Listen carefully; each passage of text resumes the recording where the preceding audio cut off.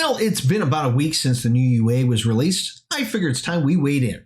Today we're going to be talking about Gothic Lineages and more.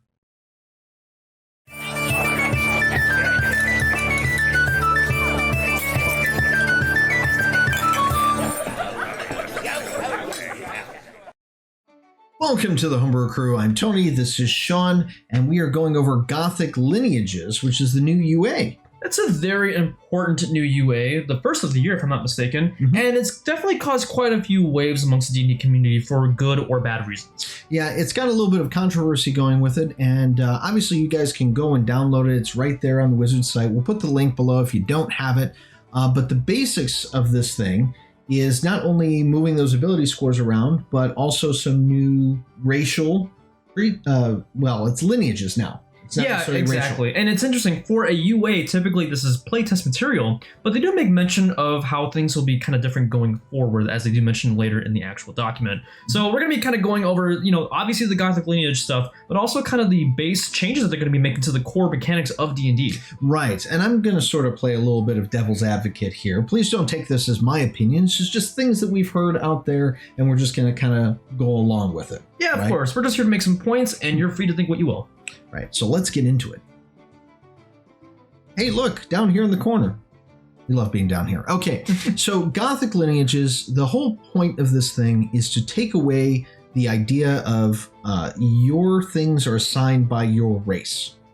In fact, these three here that are there, the dhampir, the hexblood, and the reborn, obviously Gothic in nature. Of course. Very kind of dark and creepy like, but taking away the thing that you are that way because you are that race.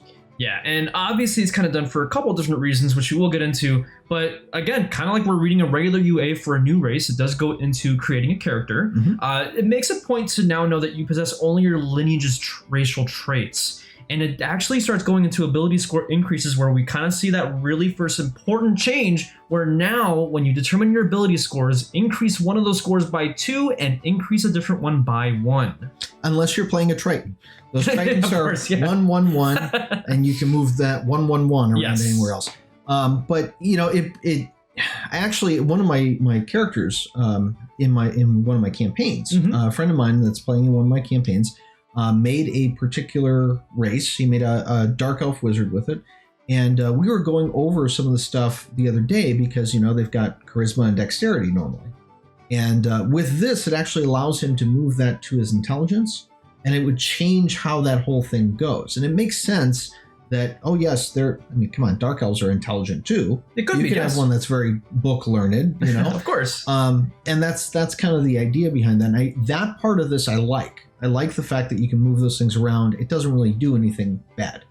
I think it definitely kind of opens up a lot of potential when it comes to character creation. I think a lot of times before in D&D, or sometimes even other games, when you're kind of feel like you're slightly confined to picking a certain race because it'll make a better paladin, or picking this because it'll make a better ranger, sometimes you definitely feel a little limited when it comes to character creation. And while you don't have to necessarily feel like you have to go with this method, this definitely kind of gives a lot more leeway and freedom when it comes to actually creating a character. And it's funny because we always talk about how D&D 5e is already a pretty open book. This even makes it a lot more open to a lot of different potential. Yeah, I mean, I go back to how things were with playing EverQuest and some of these other MMOs that I played in the beginning. And in the beginning, you were limited based on what your race was. But I always thought of it more as a cultural thing anyway. Like, okay, the trolls became shamans because of how their belief system was. And if you grew up over there, it was that. In EverQuest 2, they actually flipped that over to where you could be anything, anytime. And it really didn't change anything. I mean, people still wanted to be troll shaman. It was like there wasn't that whole situation, right? So it doesn't stop you from being those things. It doesn't stop you from using those traits. This is just if you want to play a smart minotaur, or if you want to play a very fast ogre or something, an orc or something, you can do that. Yeah, absolutely. And that kind of goes into the languages portion, where now you can speak, read, and write Common, and one other language that you and your DM has agreed on. So now it's not really locked to whatever that race is. I mean, you can be an elf and, possibly not even know Elvish for some reason, How exactly does that work with Kenku? Oh, that's a very interesting exception. Yeah, it is a very interesting exception. And it's very specific to that race. Yeah, exactly. One of their racial traits is the fact that they don't have any inner monologue.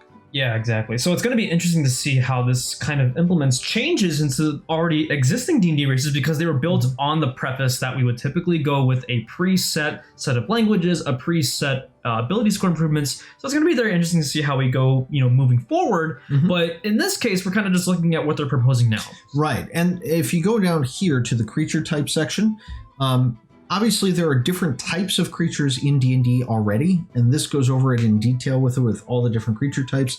But they did add this little rule here with it that if you are affected by one, let's say your 2 creature types, right? If a spell can affect one of the 2, it still affects you.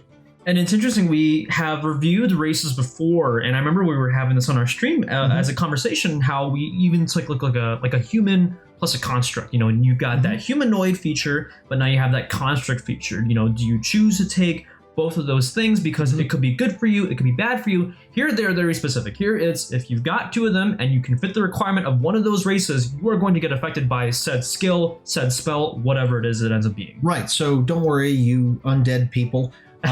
You can still be cured. Yeah, thankfully. But then, of course, if there are things where they affect undead, like turn undead, sadly, you are also affected by that. That's true. You're going to run from that cleric. So it's going to be positive things and negative things. So it's an interesting thing. Come back. I'm trying to heal you. No. So it's interesting. But I really think we should get into some of the races, the lineages that they actually put out here. Yeah. And go over those real quick, if that's cool with you guys.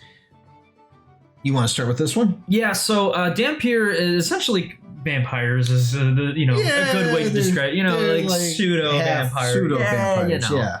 But they do add a couple of different things. One thing that I really do like, that they kind of usually do when you're introducing like a race or a class, is that they actually do allow some of these like interesting quirks that you can have. And of course, with being a dhampir, you have different hungers for certain things. And it's not just blood. It could be raw meats, esoteric humor, psychic energy. Lots of different things. Dreams. Dreams. I am the eater of dreams. They offer a lot of nice different dhampir origins in case you can't think of anything. And now we actually see one of the newer additions that they've kind of made to this revision of races. So we're looking at dhampir traits. Right. So human and undead, medium or small, because your original race could have been something else. You could be a gnome dhampir. Right. Exactly. Exactly. But so medium or small. 35 feet speed, so they are a little bit faster than most things. Dark vision, spider climb, because those vampires love to climb. They do, and it's quite creepy. And then vampiric bite, which is kind of cool. Yeah, basically it's kind of like making like a melee weapon attack, 1d4 piercing. It does a couple different things. You actually can regain hit points. You get a bonus to your next ability check or attack roll. So it does like a really neat kind of buffing thing, which is very particular for the dhampir race. But it's kind of interesting to see this because, if you're playing D&D for a long time, we don't see languages. We don't see a couple of things on this list of features. So this is kind of how we might have to see, upcoming races going into the future. Actually, I would look at it and go, okay, I would still include the stats in my creations. Sure. Right? Just as a general overall rule that the otter folk are oftentimes more, charismatic than they are intelligent. Right. Just to give you an idea of what it is. But it doesn't rule out the fact that you can make one that is. Precisely. And that's the whole point.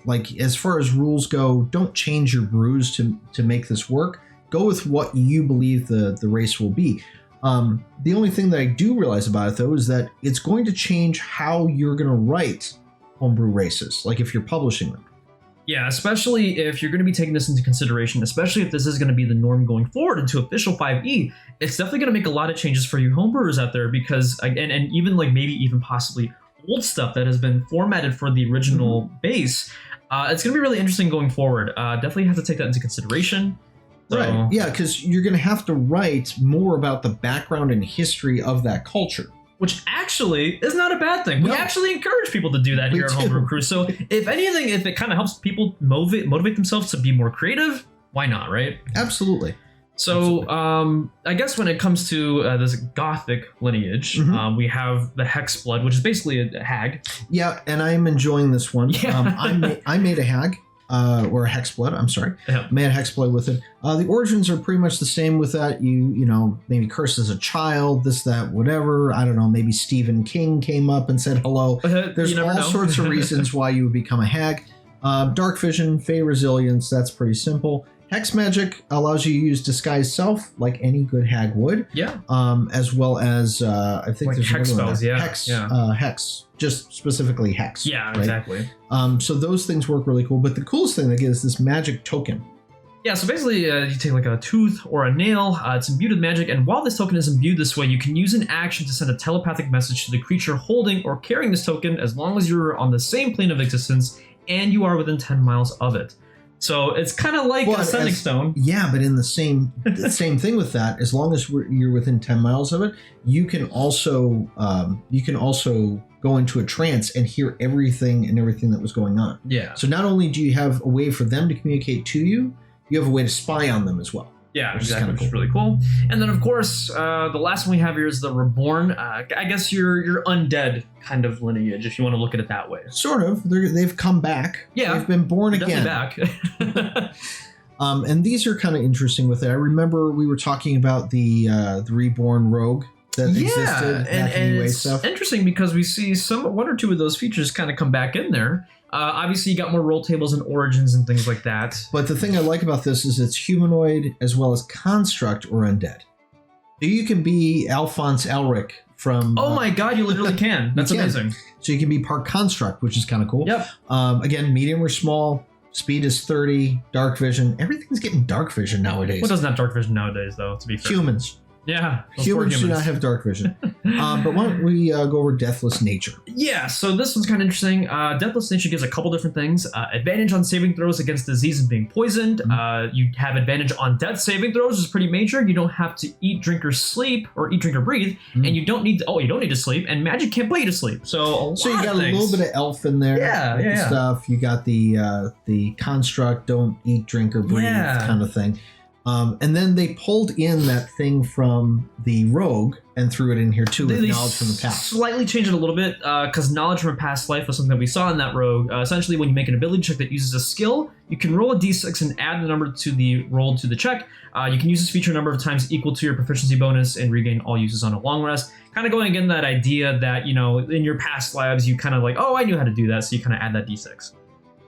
All right, so as far as this thing goes, what are our thoughts? What is the idea here? Do we like it? Do we hate it? Is the internet right? Is the internet wrong? What do you think? Yeah, I think it's an interesting position to be in because there are definitely things that I really enjoy about this. I'm definitely all about the player having freedom to, choose how they want to build a character. Mm-hmm. I love that people now have this option to take a race that typically may not have been suited for this task or suited for this class. And now they can do it. Now, I guess the other thing we run into is kind of the individuality that we used to have with races before we kind of got introduced to this, which I think some people worry about. And we do kind of have that whole thing of like, dwarves are always strong and this, that, whatever. And it is, if you really think about it, it really doesn't have to be. But we are talking about fictional races here. Yeah, they of are course. Things that are made up or came from Tolkien or any of these other sources with it of how they are. I believe they were meant to be more descriptive things about, the general sum of those things, not in a way that is, disparaging or anything like that, but something that adds to the flavor or style of it when we were reading something. Right. Now that we're playing, it's a little bit different. Yeah, and it's funny because we've done a video before about how we were talking about some of the new changes coming to D&D races and stuff like that. Mm-hmm. And I think people should maybe at least give it a chance, see how it plays out. But I think in the end, if it motivates people to create more interesting things, if it motivates people to go out of their comfort zone, and if it motivates people to have to be more creative and think of more backstory, think of lore, and put more into their homebrew race, I don't really see that as a bad thing, but time will tell. And while we're waiting to see how it goes, I'm sure all of you have your own opinions about it. We want to hear what you have to say about this. Leave a comment down below, chat with us, chat with others, see how other people feel about it, and we'd love to hear your feedback. Yeah, we actually want to figure out how you guys feel about it. I mean, I want to see the comments on this one. Yeah. There's quite a bit. Now, if you do like our content, definitely go ahead and like and subscribe. You can do that down here in the corner, the little red button that's over there. I think I put it there nowadays. You can click that and subscribe to us. Remember, hit the notification bell if you want to be alerted to when we release new videos. Exactly. And remember, sometimes the best campaigns are the ones that you homebrew or change a little bit. So until next time, keep brewing.